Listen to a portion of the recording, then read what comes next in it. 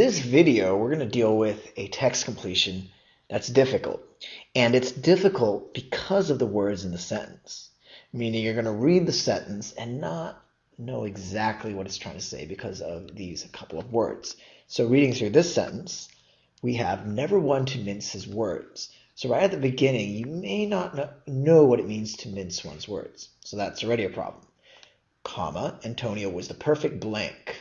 Even an outright fabrication was delivered with aplomb. So therein lies the two problems. Two words we don't know. Aplomb and to mince. Does that mean that this question is unsolvable? That you might as well just guess A through E? The answer to that question is actually no. You can still work with the sentence, but you should break down the sentence based on the words you do know, not the ones you don't. And so we're going to just start from here. Antonio was the perfect blank, even an outright fabrication.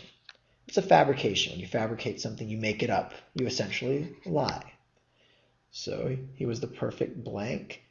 Even an outright fabrication was delivered with this word we don't know. So at that point, we can say, well, was he able to lie really easily? Well, it was delivered with aplomb. So even a complete lie he was able to deliver with, maybe calmness would work.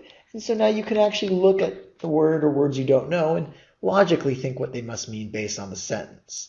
But in this case, we maybe even have enough to figure out whether this word is a positive word or a negative word. So working through here, Antonio was the perfect blank. He was able to lie, a complete lie he was able to say with maybe calmness, maybe aplomb. But we know that he's a liar. And so therefore the word is negative. And now we can go through the answer choices. So we want to, again, make sure if we don't necessarily have exactly our own word, we at least know the connotation. I could put my own word here. I would just call him, not a lie, but actually a liar.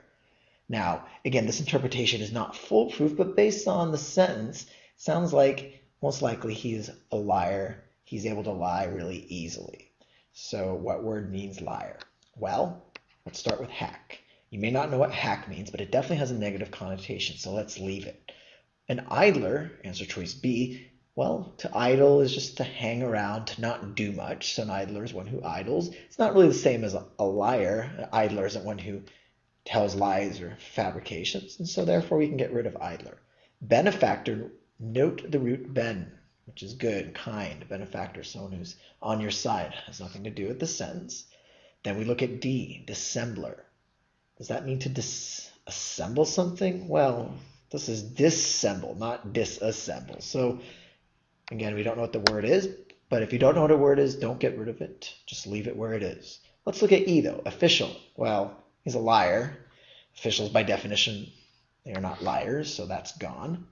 And now we're left with A and D, and that's fine. At first, this was a question that may have been completely overwhelming, may have left you befuddled, but at this point, it's now 50-50. Let's look at the word hack, though. What other word do you know that means hack? Well, as a GRE vocabulary word, you may have seen hackneyed. Hackneyed means something that's trite. And so a hack is one who writes trite novels. So it's not quite what we're going for. Someone who writes boring scripts, for instance, is a hack. So that doesn't necessarily mean that they're a liar, but then we have dissembler. And a person who's a dissembler, could they be a liar? Maybe, maybe not. And I think at this point, this is where you need to know when to just guess and move on. So maybe you think hack relates to hackneyed and doesn't quite work, and so you circle dissembler. You may be wrong, but at least it's a 50-50. The good news in this case is SEMB, that those four letters I just underlined, dissembler, those come from semblance, one's facial expression. So by adding this in front of SEMB, one's face, you put on a false face. So you lie, and therefore that's the answer. Now let's try this again. That is going through a sentence with difficult words and see if we can hack through it. Okay, the judge cared not one whit for blank and would liberally berate any who embellished their testimonies with elaborate pleading gestures or worse yet, broke into feigned bouts of sobbing. So let's look through here. Words we don't know. Wit. So again, we're going to break down the sentence, but we're going to ignore wit. Liberally berate. You may know this has a negative connotation, but you're not quite sure. Any who embellished their testimonies. Okay, so embellish, you have a general sense of, maybe not exactly, but you know, people are giving these testimonies, and in these testimonies they have these pleading gestures. So I'm underlining pleading gestures, not giving the squiggly thing, so pleading gestures is the part you actually know. That's breaking down the sentence. So he didn't care for people who had too many pleading gestures, such as crying, please, begging, judge, don't find me guilty, that sort of thing. So now you've broken down the sentence. You've made it easier for you to kind of come up with your own word. And again, we're ignoring those words. Notice how we didn't really take too much time worrying about embellished or berate or even wit. This is, by the way, W-H-I-T, not W-I-T. So we didn't worry about things like that. We try to focus on the part of the sentence, what we knew. And then, or at this point, we should now be able to come up with our own word, or at least think of the connotations. Is it positive or negative? Well, it's something negative. He doesn't like this. If you do this, if you start sobbing, it's not a good thing. So what word is negative and means maybe breaking into sobs and pleading? Maybe a word like theatrics, some negative word like that. So we start here with answer choice A, go A through E, starting with A is dissimilitude. If something is similar, it has similitude, so to speak. If something is dissimilitude, it doesn't match up. Does that have to do with breaking into sobbing, crying in court? Well, no. So we get rid of that. What about histrionics? Is that the same as history? Good question. Well, look at the root here, H-I-S-T. Is it the same as history, which has an O-R-Y? Well, not quite, because we have a T-R, no O in between. So it looks like we can't really use roots. We can't rely on roots here. It looks like this may be a different word from history. So when we don't know a word, question mark and move on. So we've gotten rid of dissimilitude, but we're going to keep histrionics. What about flamboyance? This seems like a great answer. If you're flamboyant, you're flashy. But is that the same as breaking into prolonged bouts or just bouts of sobbing, crying in court and begging to the judge? Is that the same as being fancy and driving a really expensive car and kind of showing it off, or being a rock star with orange hair? No, because those things are flamboyant. But this word doesn't quite mean that.